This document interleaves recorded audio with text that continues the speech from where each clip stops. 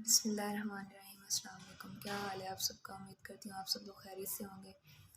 आज हम शुरू करने लगे हैं exercise number 1.1 class 9th mathematics.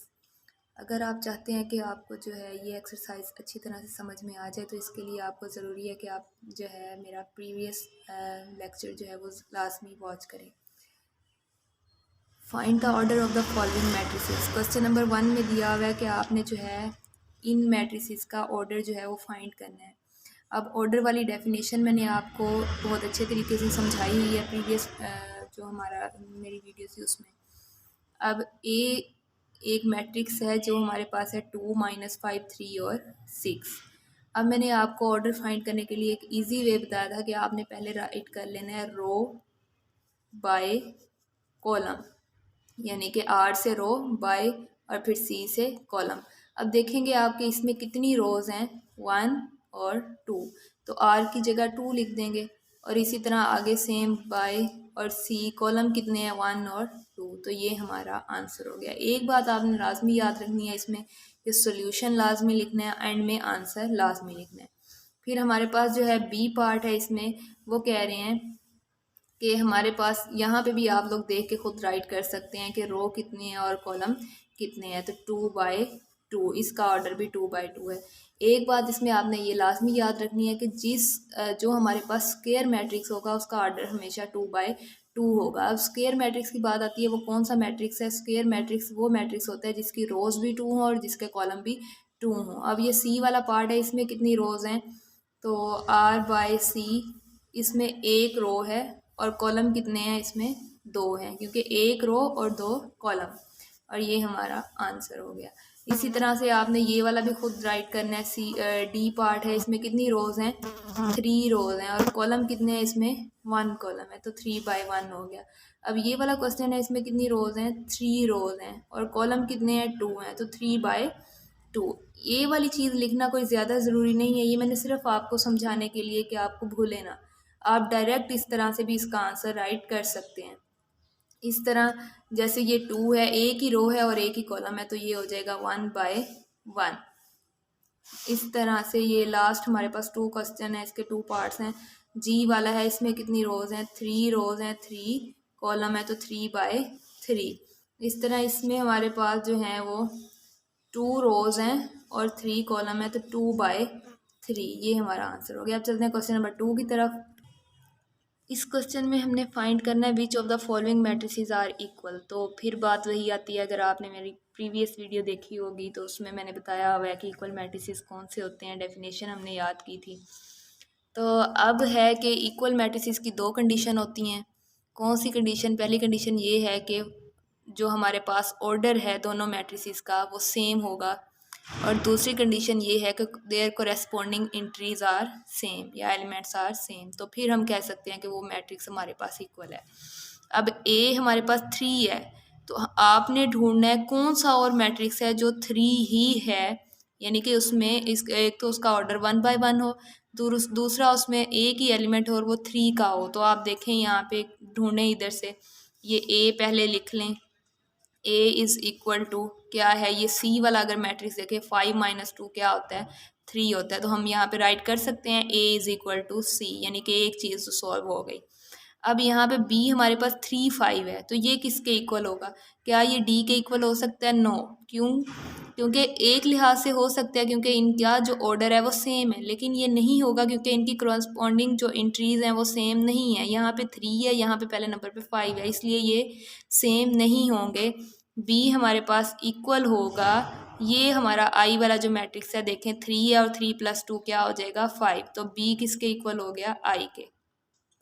इसी तरह नेक्स्ट हम देख रहे हैं, अगर हमारे पास ये ई वाला मैट्रिक्स है 4 0 6 और 2, सॉरी ये 6 है, 6 और 2, ये किसके इक्वल हो सकता है? तो यहाँ पे हमारे पास जो जे वाला मैट्रिक्स है, इसको देखें 2 + 2 4, 2 + 4 6, 2 - 0, 2 - 0 तो 0 होता है, सॉरी 2 - 2 है यहाँ पे, ये मैंने रॉन्ग कर दिया। 2 - 2 0, 2 + 0 0। तो हम कह सकते हैं कि ई वाला मैट्रिक्स जो है वो जे वाले मैट्रिक्स के इक्वल है।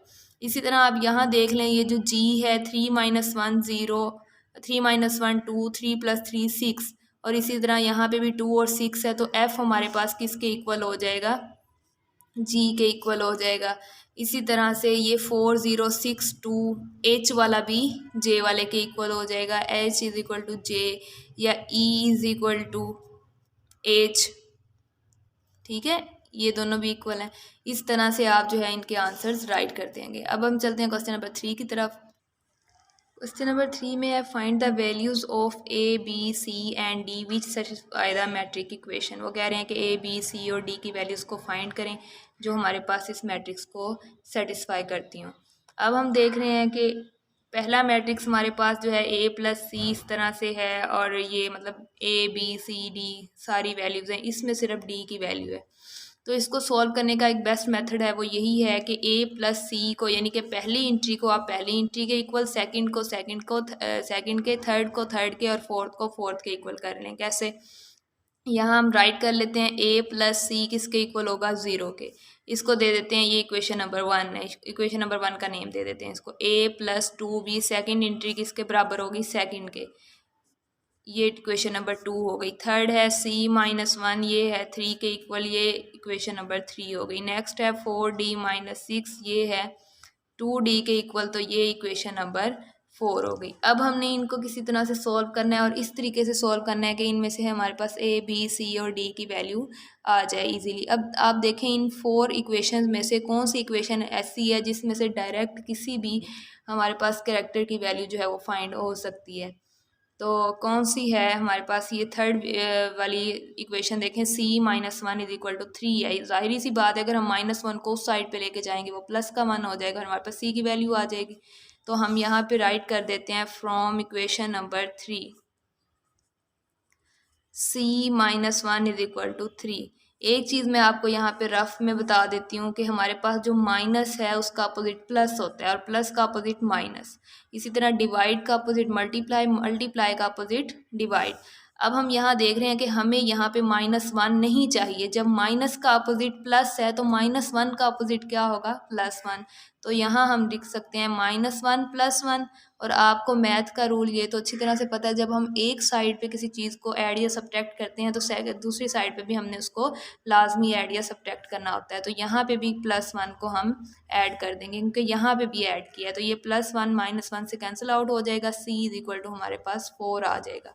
एक वैल्यू हमारे पास c की आ चुकी। अब हमने देखना है कि c की वैल्यू को हम ऊपर वाली 4 इक्वेशंस में से किस इक्वेशन में पुट करें कि डायरेक्ट अदर वैल्यू हमारे पास आ जाए। तो हम देख रहे हैं c जो है हमारे पास वो इस इक्वेशन नंबर 1 में है। तो हम यहाँ लिखेंगे by putting the value of c, by putting the value of c in equation number 1। कि इक्वेशन 1 में c की वैल्यू पुट करने पर a plus C is equal to 0 है। a प्लस सी की जगह क्या आ जाएगा, 4 और इज इक्वल टू 0। फिर वही बात मैंने आपको बताई हुई है कि जब हमारे पास हमें ये चीज़ जहाँ पे नहीं चाहिए उसका हम देखेंगे अपोजिट क्या है। प्लस का अपोजिट माइनस होता है, तो +4 का क्या होगा, -4। तो हम यहाँ राइट कर देंगे a + 4 - 4 इज इक्वल टू 0 -4। ये रूल है। कुछ लोग वैसे भी लिख लेते हैं a इज इक्वल टू 0 और 4 इधर आगे -4 हो जाए, वो भी बिल्कुल ठीक है। जैसे आपको ईजी लगे आप लोग राइट कर सकते हैं। a is equal to -4। अब a की वैल्यू भी हमारे पास आ चुकी जो -4 है। अब आपने देखना है कि a की वैल्यू को हम ऊपर वाली 4 इक्वेशंस में से किस में पुट करें कि हमारे पास डायरेक्ट सेकंड वैल्यू आ जाए। तो आप इक्वेशन नंबर 2 देखें, a + 2b है, इसमें पुट करेंगे तो हमारे पास b की वैल्यू आ जाएगी। तो यहाँ पे आप राइट करेंगे by putting the value of a,